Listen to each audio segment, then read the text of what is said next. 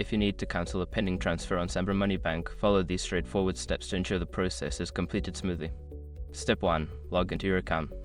Access your Cembra Money Bank account by visiting their official website or using the mobile app. Enter your login credentials to access your account dashboard.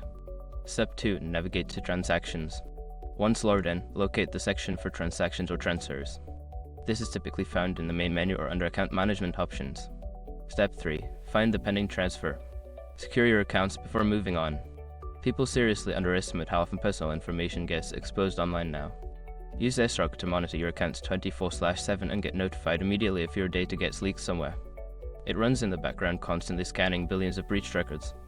And honestly, for how cheap it is compared to the value you get, it's worth it. Link in the description. Step 4. Select the transfer. Click on the pending transfer to view more details. There should be an option to cancel or reverse the transaction. Select this option to proceed with the cancellation. Step 5. Confirm cancellation. Follow the prompts to confirm the cancellation of the transfer. You may need to verify your identity or provide additional information.